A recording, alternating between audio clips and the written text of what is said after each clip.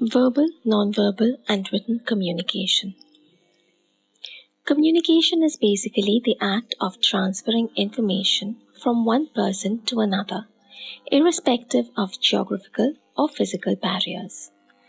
Although this is a simple definition, the art of communicating effectively is a lot more complex.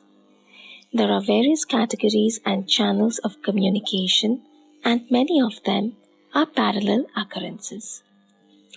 Verbal communication consists of direct and indirect conversation, personal communications, telephonic conversations, even radio, television, or other social media like YouTube are included in this. Nonverbal communication comprises of body language, gestures, how we dress or act.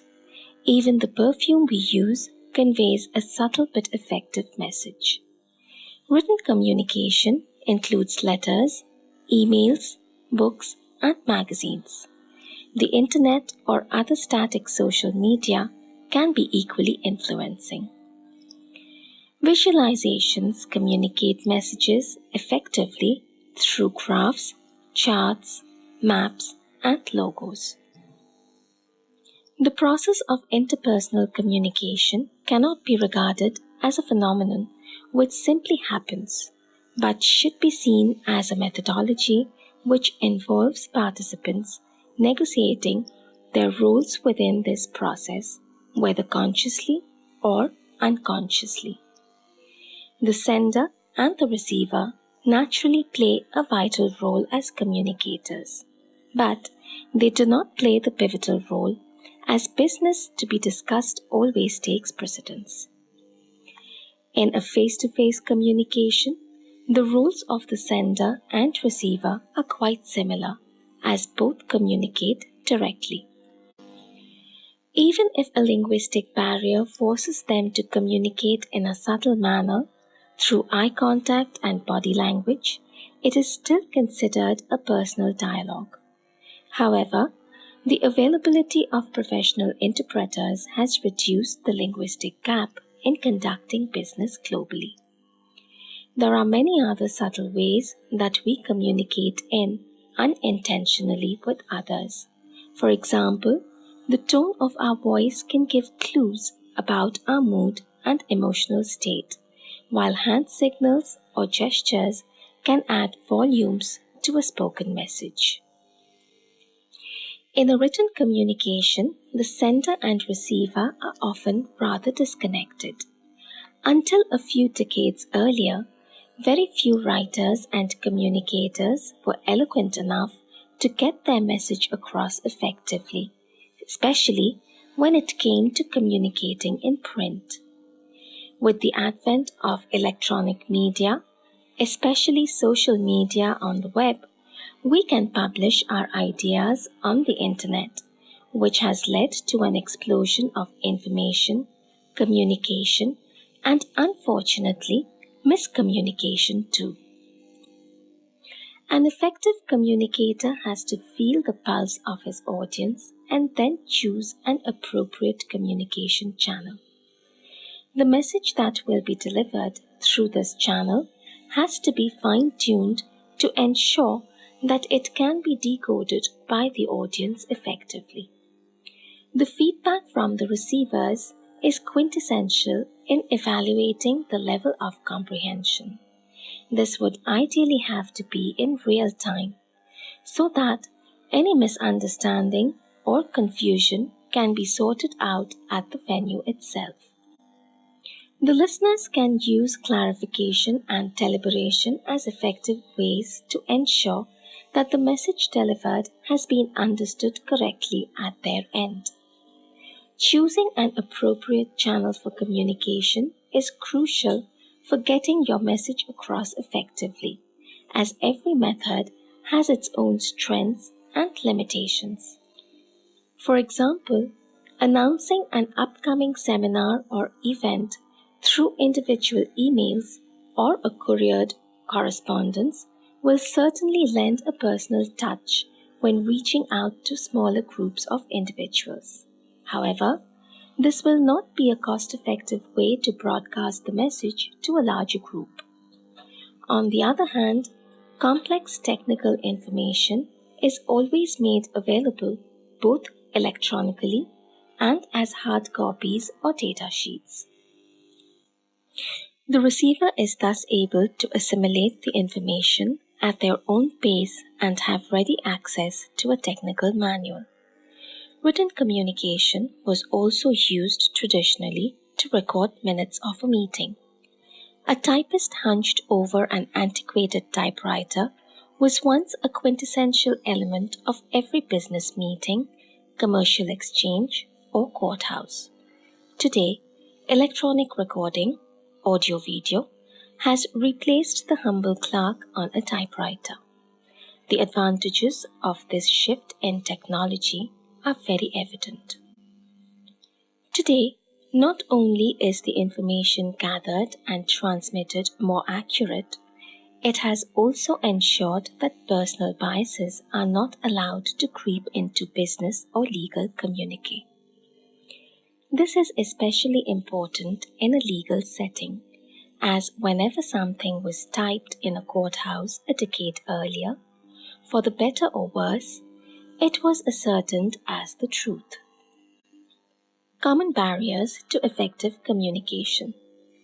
The use of jargon, overcomplicated language, and unfamiliar terminology.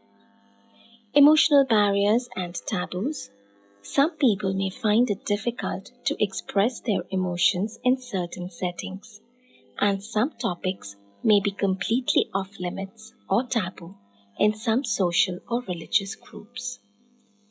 Lack of interest, distractions, or insignificance of the topic to the receiver. Differences in perception and opinion. Physical disabilities such as hearing problems or speech difficulties. Physical barriers to nonverbal communication. Not being able to see the nonverbal cues such as gestures, posture, and general body language can make communication less effective. Linguistic barriers and the difficulty in understanding unfamiliar accents. Expectations and prejudices, which may lead to false assumptions or stereotyping. People often hear what they expect or want to hear, rather than what is actually being said, and jump to incorrect conclusions. Cultural differences. The protocols of social interaction vary greatly in different cultures. For example, the concept of personal space varies between cultures and between different social settings. Barriers in communication. Physiological barriers. Physiological barriers may result from the receiver's physical state. For example, a receiver with reduced hearing may not grasp the sum of a spoken conversation, especially if there is significant background noise. Physical barriers.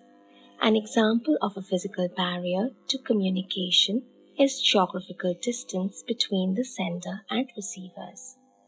Communication is generally easier over shorter distances as more communication channels are available and the dependence on technology is reduced. Although modern technology often serves to reduce the impact of physical barriers, the advantages and disadvantages of each communication channel should be understood so that an appropriate channel can be used to overcome the physical barriers. Systemic barriers to communication may exist in organizations where there are inefficient or inappropriate information systems and communication channels. In organizations where there is a lack of understanding of the individual roles and responsibilities for communicating between groups, participants may not know what is expected of them. Attitudinal barriers. Attitudinal barriers are negative behavioral patterns or perceptions that prevent people from communicating effectively. Attitudinal barriers to communication may result from personality conflicts, poor management, and resistance to change or a lack of motivation. The recipients of messages should attempt to overcome their own attitudinal barriers to facilitate effective communication. Deliberation.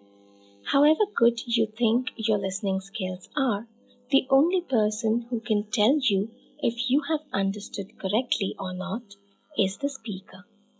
Therefore, as an extension of good listening skills, you need to develop the ability to clarify that you have understood the conveyed message clearly and that it was a true representation of what was meant to be transmitted. Deliberation does not involve asking questions, introducing a new topic, or leading the conversation in another direction.